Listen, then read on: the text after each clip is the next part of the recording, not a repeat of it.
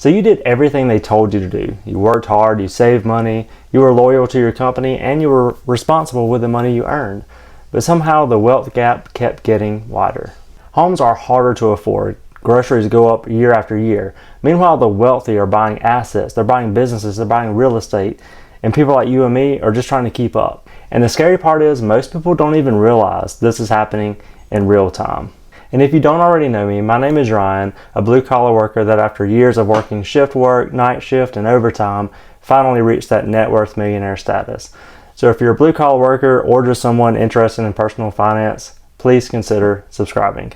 Anyway, in this video, I want to talk about why the wealthy class is leaving us behind pretty quickly, why the middle class is getting squeezed and basically disappearing slowly, and most importantly, what us working middle-class Americans can actually do to catch back up to the wealthy Americans. So this topic came about because recently my wife and I took a weekend beach trip to Florida, and we saw a very diverse financial population along the way. So pretty much we saw cars that cost $300,000. I saw a Maybach, a GT3 Porsche, and then we saw people with no car or a $500 car. We saw retired people in their mid-50s even playing golf and are millionaires. And then we DoorDashed some coffee one day by a senior citizen that was just trying to pay her bills. So let's get to it. So why does the wealth gap in America seem to be growing year after year? I believe the answer lies with how asset prices have rapidly increased since 2020 COVID era. You see, if you had good income through 2020, was able to hold real estate and invest into the market before the AI bubble, it was pretty difficult not to reach the millionaire status. And a lot of people easily doubled their net worth the past 6 years. But if you went into COVID, into 2020, really struggling, you had to fight for every dollar you added to your net worth. This is because of the trillions of dollars the Federal Reserve printed throughout COVID in order for the U.S. to avoid a massive financial downturn. And anytime money is printed, especially in large quantities in a short time frame, it loses value, and that means prices increase normally across the board. So think about it. If the price of food doubles, which it pretty much has the past 5 or 6 years, or at least it seems like it, who is more affected? The wealthy person with multiple streams of income that just prices in the inflation, or the single mom that's struggling financially that's working 2 waitress jobs and DoorDashing on weekends and nights? So the single mom's grocery bill is a much higher percentage of her income than the wealthy person, especially the wealthy person that has a well-diversified portfolio and is getting richer thanks to the bull market and the NASDAQ and basically the rise in real estate values.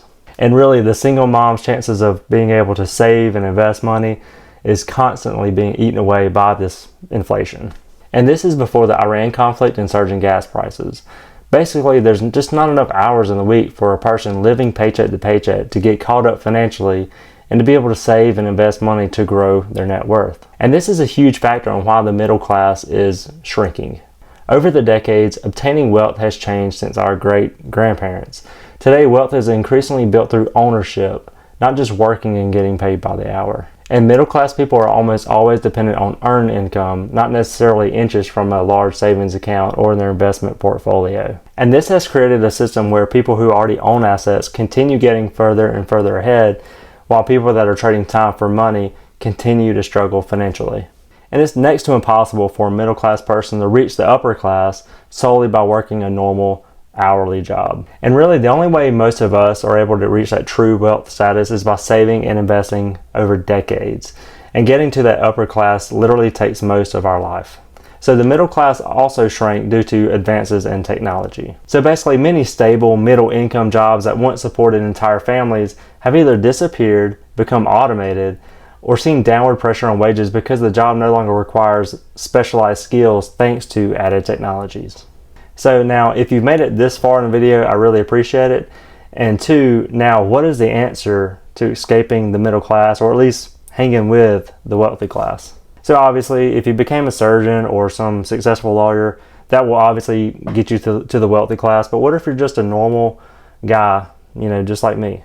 Well, you have to mimic the moves the wealthy population make. And obviously, earning more income works, but only if you do something with that disposable income. And by doing something, I don't mean just invest 10% of your annual salary. You have to go above and beyond what the normal middle-class American does.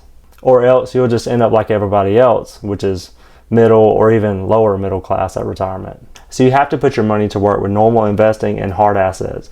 You have to escape the lifestyle inflation type thinking like, I just got a raise, now I need a new Range Rover on a 7-year payment. You got to get away from that train of thought. So I believe you have to dedicate at least 5 good years of your working life and get aggressive with your money and stop caring what other people think.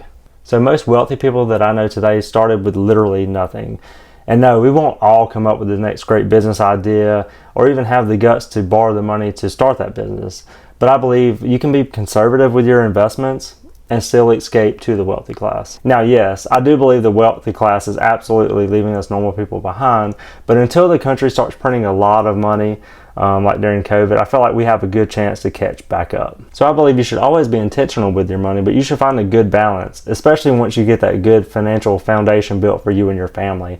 Money isn't everything, sure, but during rough times, it certainly is helpful and it eases a lot of stress. Anyway, I appreciate you watching the video, and I'll see you again next week.